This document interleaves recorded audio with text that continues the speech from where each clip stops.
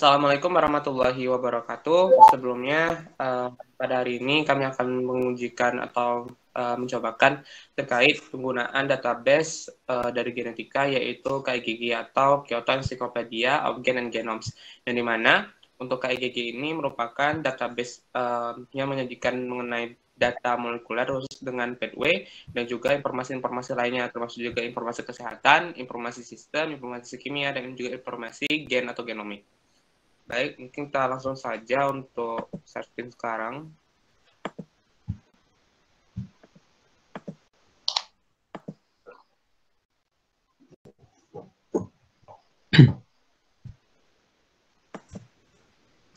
Nah, bisa kita lihat di sini bahwasanya kita ketikkan KGG itu langsung muncul. KGG itu Kyoto Encyclopedia of Gen and Genome, lalu kita klik. Nah, untuk KGG ini itu merupakan database yang menyediakan suatu utilitas dari sistem biologi, yang dimana seperti sel, kemudian organisme, dan juga dari suatu ekosistem.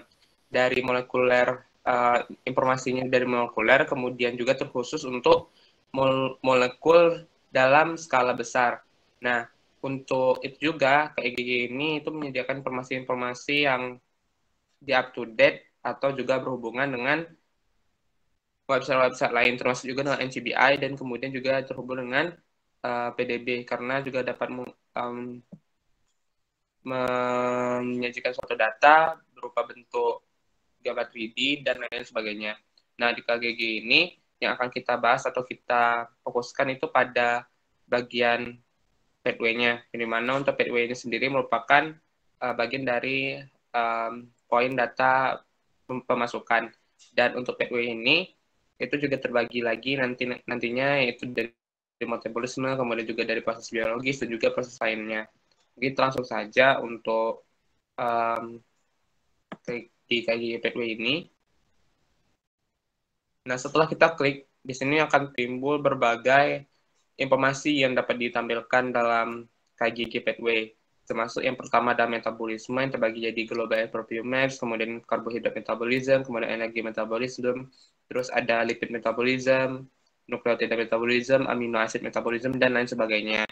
Nah, kemudian di sini juga kita dapat melihat satu informasi lainnya, bukan hanya dari proses biologi seperti itu saja atau metabolisme, tapi kita juga bisa lihat di sini ada processing informasi genetik, kemudian juga ada materi mengenai environmental atau lingkungan, kemudian juga ada mengenai proses seluler, kemudian juga ada terkait sistem organisme, dan lain-lain. Nah, di mana untuk KIGG dan juga untuk penyajian informasinya berbeda-beda. Nah, di sini dapat kita lihat bahwasanya ini ada nomor seri, ada yang tulisannya M, kemudian N, ada yang juga tulisannya R. Itu menandakan suatu kode, yang dimana M itu menandakan itu merupakan modul, kemudian untuk R ini artinya reaction atau reaksi, kemudian untuk N ini merupakan network. Nah, jadi di sini juga bukan hanya menimbulkan atau modulnya saja yang dapat ditimbulkan, tetapi juga kita bisa melihat jaringan atau networknya, kemudian juga bisa kita lihat reaksi dari modulnya.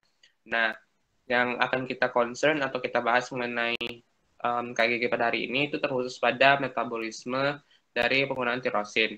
Untuk metabolismenya itu nanti akan dijelaskan oleh rekan saya. Dan mungkin untuk penjelasan mengenai KGG ini dapat kita cukupkan. Saya akan kembali kepada rekan saya, yaitu Gina Zara. Kepada Gina, dipersilakan.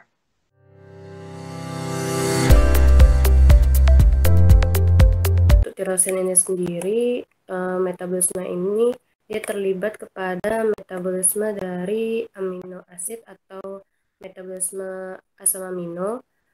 Nah, setelah kita mengetahui itu, langsung saja kita cari untuk metabolisme asam aminonya. Setelah kita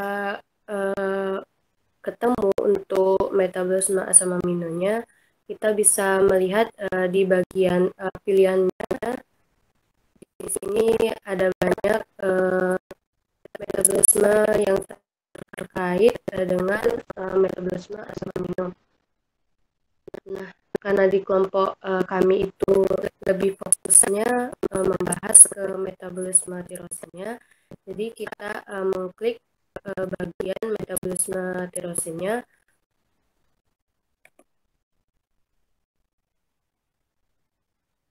Nah, setelah kita mengklik bagian metabolisme tirosinnya, maka kita dapat di sini melihat gambaran dari pathway metabolisme tirosinnya.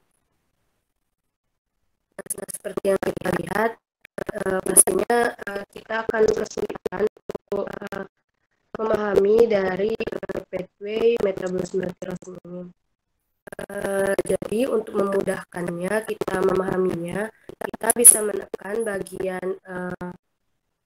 bagian sini, bagian pathway modul, dan juga bagian networknya, yang mana yang mau kita lihat pathway-nya. Karena di kelompok saya ini berfokus kepada metabolisme tirosinnya, maka kita menekan pathway yang berhubungan dengan metabolisme tirosinnya. Nah, untuk membantunya lagi untuk memahami tanda-tanda ini, kita bisa mengklik bagian help sini. Setelah klik bagian help sini, nanti akan keluar seperti ini dan akan diberi informasi bahwasanya lambang ini untuk apa dan lain-lain. Bisa dibilang terjemahan dari simbol-simbol yang ada di pathway ini. Maka kita back kembali. Nah, jadi untuk metabolisme tirosin ini, yaitu menghasilkan 4 produk, yaitu L-tirosin, triodotironin, kemudian ada fumaret dan juga asetoasetit. Bagaimana kita mengetahuinya? Dengan cara kita mengklik bagian hormon tiroid sini, karena dia berkaitan dengan tirosin tersebut. Nah, setelah kita mengklik bagian hormon tiroidnya, maka pathway dari hormon tiroid ini akan berwarna. Sedangkan selain pathway tersebut, dia tidak berwarna. Nah, jadi dengan begini kita lebih mudah memahami pathway dari hormon tiroid ini. Dan di sini kita dapat melihat hasil produk dari tirosin tersebut. Nah, selanjutnya jika kita mengklik bagian tirosin degradasi ini, di sini juga akan menunjukkan pathway-nya. Nah, nampak untuk di akhir kita lihat di sini menghasilkan 2 produk, yaitu fumaret dan asetoasetit. Dan untuk penjelasan lebih lengkapnya akan disampaikan oleh rekan saya, Atarik Fauzan. Kepada Atarik, saya persilakan.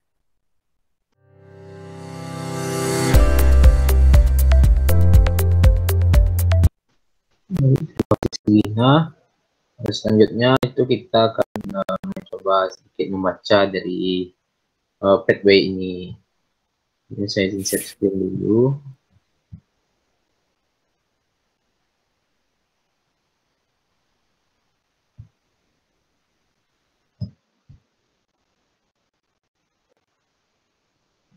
Baik, seperti yang disampaikan oleh Gina sebelumnya, untuk mengerucutkan pathway yang sebanyak ini, kita bisa lihat di sebelah kiri itu bagian modul dan network. Kali ini itu kita akan mencoba yang membaca tirosin, metabolisme dan penilaiannya.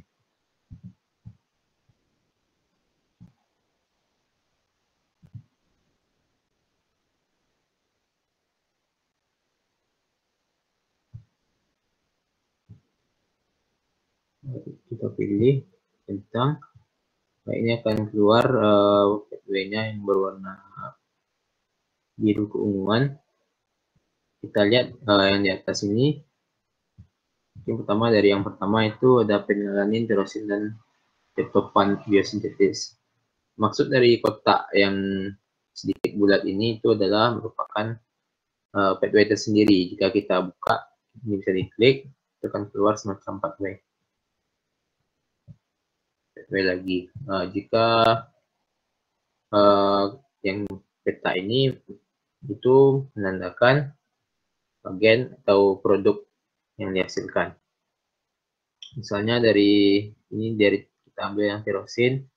Tirosin ini akan diubah menjadi 4 hidroksil penil pirufat ini. Ini merupakan tirosin yang bulat ini merupakan komponen kimia ataupun DNA. Jadi kita lihat, kita klik yang bulat, ini ada struktur kimianya dan info-info dari tirosin ini sendiri. Dan di pathway ini tuh dituliskan tirosin ini di metabolisme atau di pathway mana saja terdapat di PGG ini. Ada di monobactam bifidus, tirosin metabolisme, phenylalanin metabolisme, dan semacamnya. Kita back. Dari tirosin diubah menjadi 4 hidroksil penil pirufat ini, itu akan bekerja bersama dengan enzim yang dengan kode 2615. Untuk mengetahuinya kita bisa mengklik ini. Baiknya tirosin aminotransferase.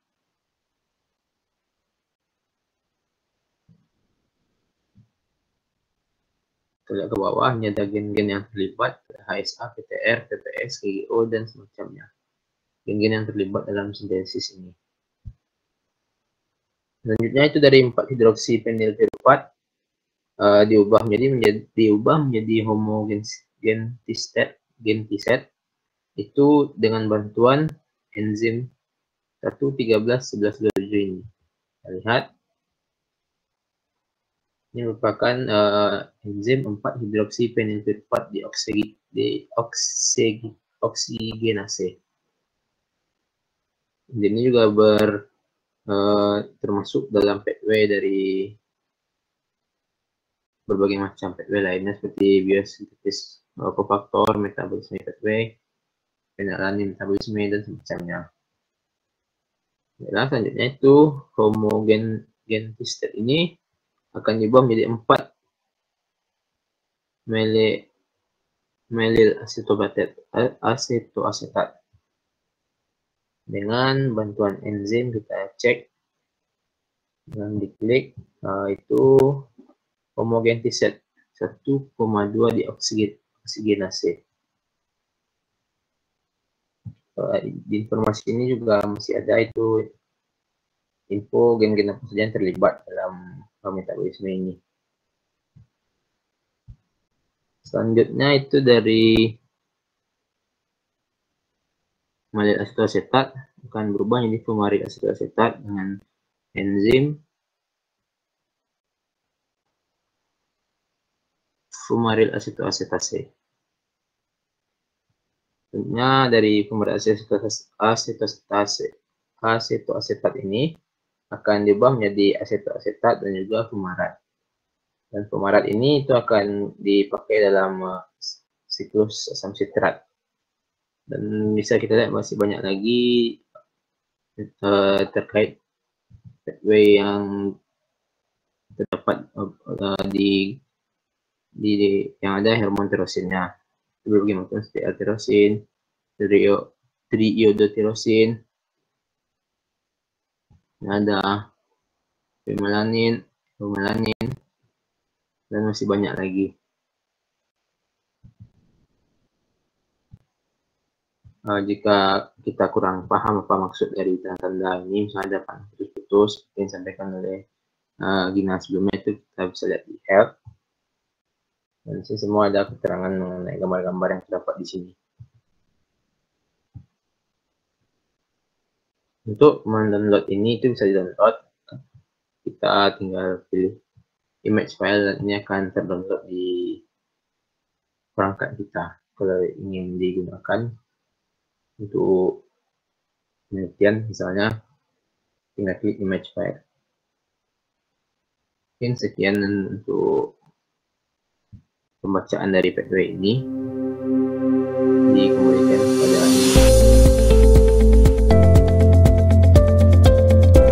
terima kasih kepada rekan saya yaitu Kina Zahra dan juga Adrik Fauzan atas penjelasan mengenai pathway lebih lengkap mengenai metabolisme tirosin.